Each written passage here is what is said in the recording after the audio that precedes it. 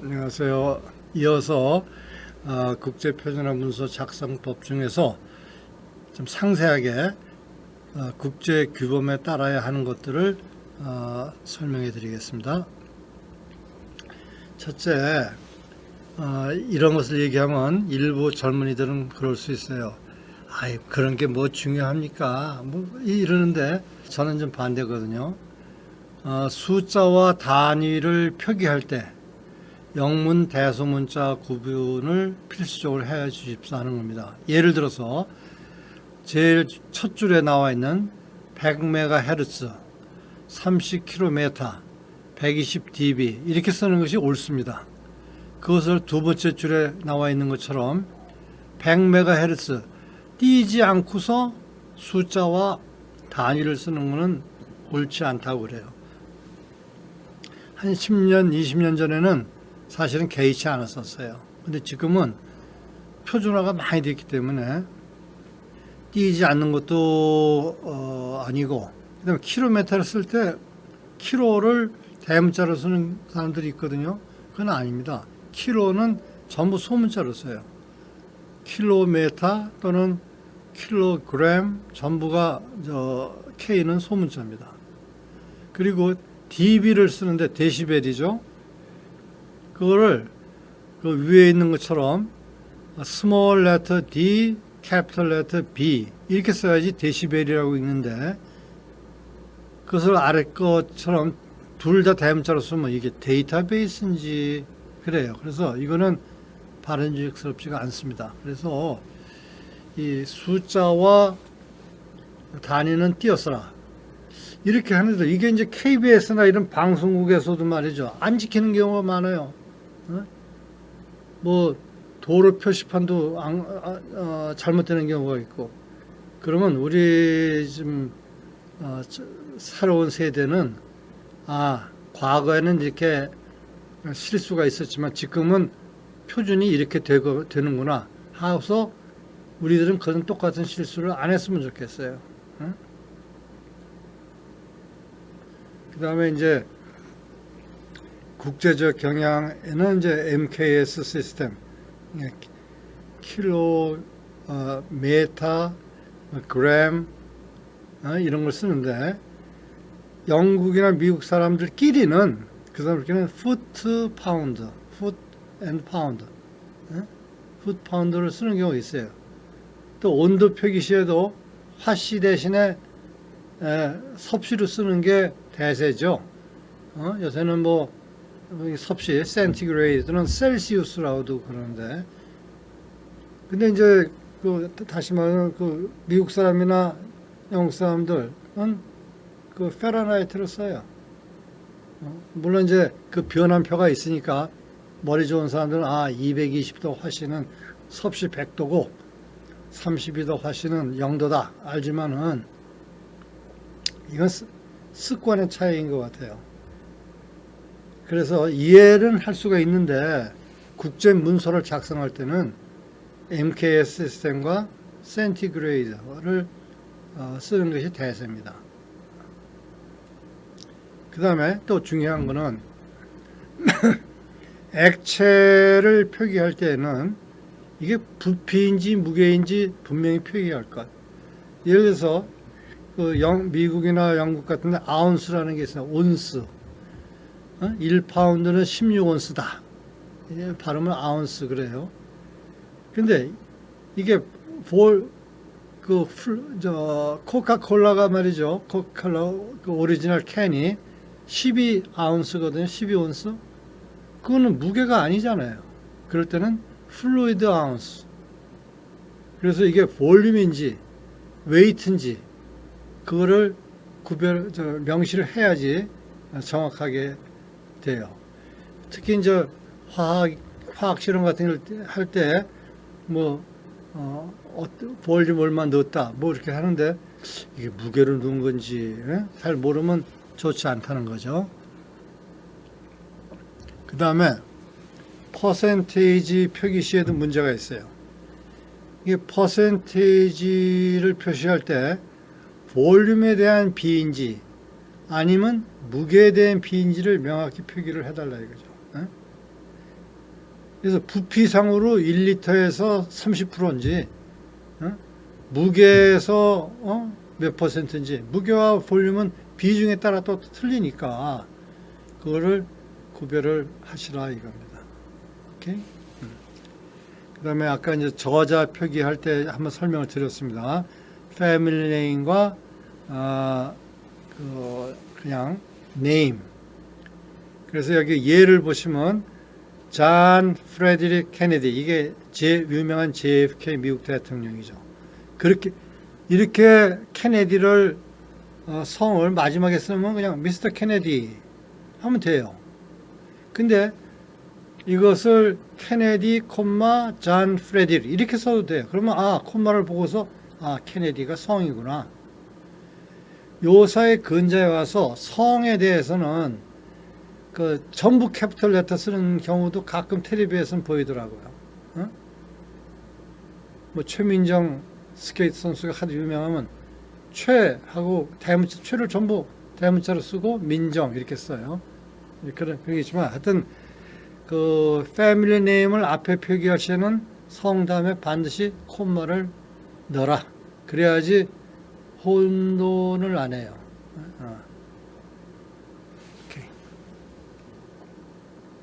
그 다음에 이제 구체적으로 들어가서 이게 이제 그림이죠.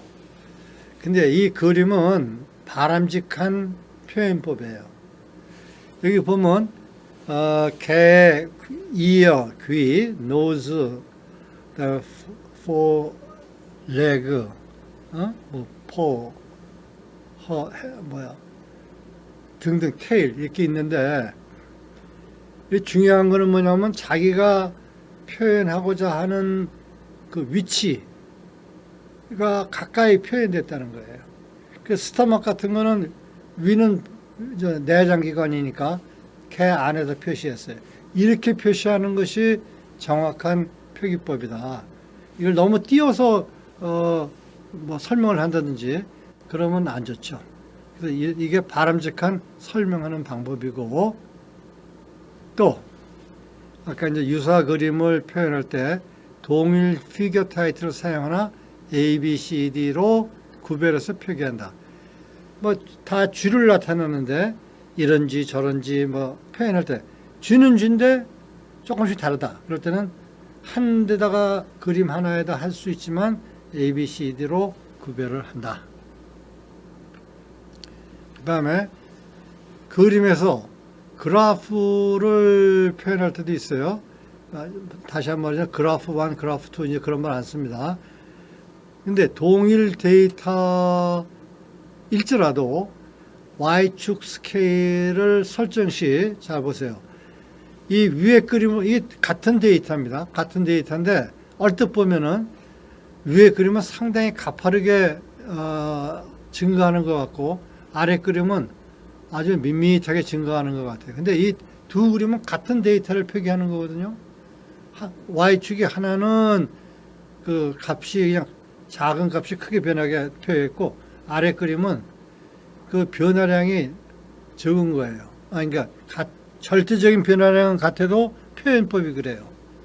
그러다 보니까 두 개의 그림이 같음에도 불구하고 같은 데이터 표기법에도 불구하고 오해가 있으니까 그 점을 잘 신경을 써서 표기를 했으면 좋겠다.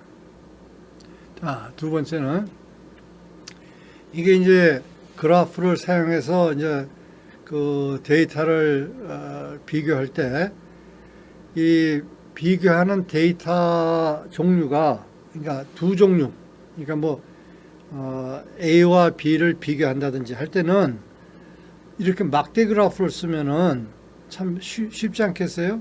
어떻게 보면 까만 게 다 흰 거보다 크고 가운데 하나만 다르구나. 이게 금방 나타난다는 거죠. 그래서 둘 정도의 데이터를 비교할 때는 막대 그래프를 쓰면은 좀 용이하다. 이걸 영어로 바 차트라 그래. 바가 이런다. 그 다음에 이제 파이 차트가 있어요. 이게 이제 피자 파이 같은 거죠. 파이. 그래서 비교 대상이 3개, 4개 정도일 때는 파이 차트를 사용해 바람직하다. 퍼센테이지 또는 프로포션, 비율, 이 정보 파악이 용이하다. 지금 이것도 어떻게 말하면 6개인데 약간은 많은 것 같아요. 그래도 6개 정도 비교하는 것까지는 파이 차트를 쓰면 큰 비중, 이거는 파악하기가 쉽다. 이것도 종류가 많으면은 10개 된다고 해보세요. 그러면 힘들죠. 정보 파악이. 다시 한번 퍼센테이지나 프로포션 할 때는 이걸 써라. 그 다음에 이것도 중요합니다. 그림에서 동시에 다수의 데이터를 한 그래프에 그릴 때, 지금 이 경우는 데이터 세트가 3개입니다. 3개. 3종류인데 각기 이럴 때는 각기 다른 심볼. 그래서 심볼을 보면 삼각형도 있고 크로스, X 마크도 있고 그다음에 크로스에 서클을 한 것도 있어요. 그래서 이 그래프에서 보시는 바와 같이 3개의 서로 다른 종류의 데이터 세트를 심볼로 측정점을 표현을 하면은 좀 쉽게 식별이 된다.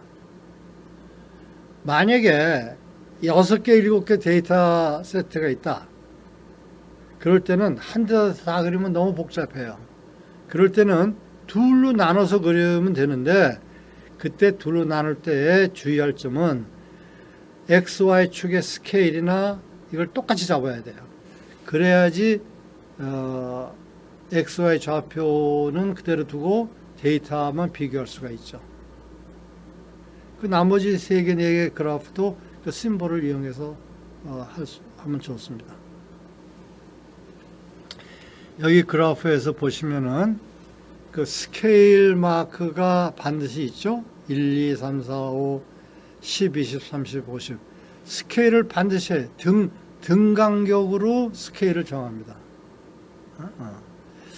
이 전파 분야에서 주파수를 한 그래프에 그릴 때는 X축은 로그 스케일로 해야지 되는 경우가 많습니다. 왜냐하면 주파수가 낮은 주파수에서부터 그 높은 주파수는 엄청 수치가 크거든요. 그거를 한눈에 그리려면 로그 스케일을 그려야 돼요. 그렇지만 Y축은 리니어 스케일이죠. 그럴 때는 그러니까 Y축은 리니어, X축은 로그, 그러면 세마이 로그라고 그래요. 세마이 로그 스케일로 그립니다. 그때는 그 로그를 할 때는 1, 10, 100, 1000 이렇게 돼요. 10에 1승, 2승, 3승, 4승 이렇게 돼. 그래서 하여튼 스케일을 반드시 써라. 그리고 스케일의 오리진, 원점은 00. 자, 그 다음에 이제 그림에서 이제 이렇게 그래프를 그릴 때, 여기서 보면은 크로스, X 표시한 것이 측정점이죠.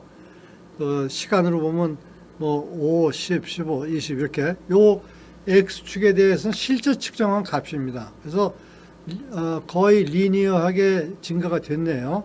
그러니까 실선을 그었어요. 그런데 만약에 이 추세를 보고 트렌드를 보고 5, 10, 15, 20까지는 했는데 25는 어떨까? 그건 추정이죠. 추정. 그럴 때는 점점점 해서 외사법이라고 그래가지고 extrapolation 할 수가 있어요.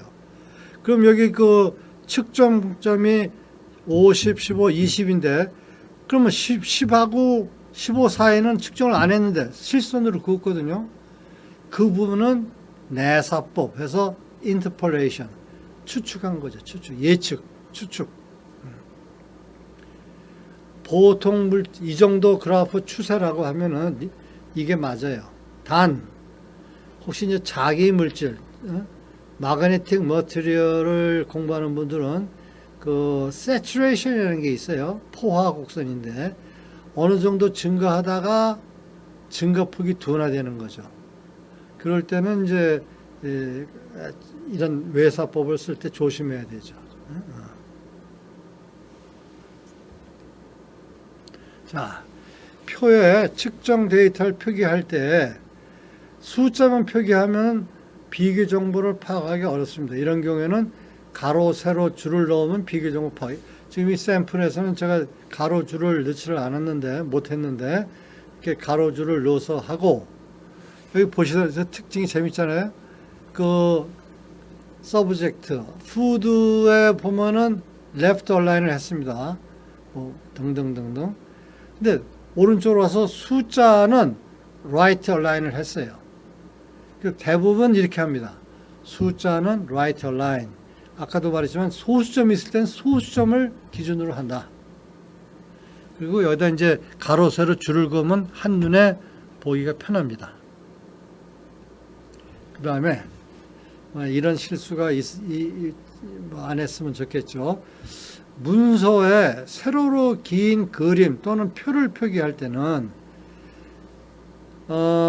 지금 이거 왼쪽과 오른쪽 것이 다른 겁니다. 하나는 A고 하나는 B인데 A4 용지를 사용해서 문서 재본 시 재본 위치를 중심으로 90도 우로 회전하라. A에 해당합니다. 지금 여기 비디오 카메라를 하시니까 지금 예를 들어서 지금 책이 이렇습니다. 재본을 했어요. 재본을 했는데 A4 용지 이렇게 위서부터 아래로 인쇄되면 보는데 문제 없죠. 근데 이제 길게 될 때 이거를 이렇게 볼 거냐, 이렇게 볼 거냐, 반대로. 그러니까 이 재본한 데를 이렇게 볼 거냐, 이건 아니에요. 이건 아니고 재본한 데를 중심으로 이렇게 바깥으로. 그러니까 A4를 우회전해서 하라 이거죠. 그것이 거의 표준이에요. 그래서 이런 경우가 혹시 생기면은 이 룰을 적용하시라 이겁니다. 그 다음에 문서에 CD나 DVD나 디지털 오디오 포함을 필요할 때 이런 경우에 포함시키고자 하는 정보를 CD, DVD 등에 저장한 후에 문서 또는 논문 제일 끝부분에 봉투에 넣어서 첨부할 수 있어요. 얼마 전에 전파연구원에서 주체가 돼가지고 전파진 협회에서 실험을 해서 NP New Work Item Proposal을 작성하는 게 있었는데 지금도 하고 있어요. 거기에 그 잡신호, 내가 이제 그것도 얘기해. 잡신호가 녹음된 거를 리포트에 첨부를 해야 되는데 그때 어떻게 할 거냐? CD에 담아서 분량이 많지 않으면 CD로 하고 많으면 DVD에 넣어도 되고. 그다음에 이제 오디오인 경우는 요새는 뭐 USB 안 비싸요. 뭐 16GB 정도인데 한 5,000원이면 사니까 CD에 담아서 넣어도 되고. 그래서 요새는 이제 오디오나 이런 것도 디지털로 다 할 수가 있다는 거. 여기 이제 디지털 메모리 디바이스 저렴에 손을 가는 것보다 이 사용도 가능할 것이다. 여기까지 했고요. 이제 온라인이 아니라면 질문도 받을 수 있을 텐데 질문을 못 받아서 미안하네요. 끝나기 전에 리마크라는 게 있죠. 리마크. 이제 그 어떤 국제적인 그 회의 같은 거 할 때 특히 이제 WRC 월드 라디오 컨퍼런스 같은 거 할 때 많은 국가 사람들이 합의를 합니다. 그래서 뭐 90%가 합의를 했는데 어느 한 국가, 뭐 이란이 잘해요. 어느 한 국가가 반대, 러시아가 반대. 그러면 국제회의의 원만한 진행을 위해서 리마크, 그 예외 조항을 하는데 거기다는 그 숫자 대신에 심볼을 넣습니다. 심볼. 그래서 뭐 별표라든지 뭐 심볼을 써서 그 표 바깥에다가 심볼 1, 러시아는 여기서 제외된다. 이란은 이렇게 해서 제외된다. 그렇게 해서 그 리마크를 심볼을 써서 하는 경우도 있습니다. 여기서 마치겠습니다. 감사합니다.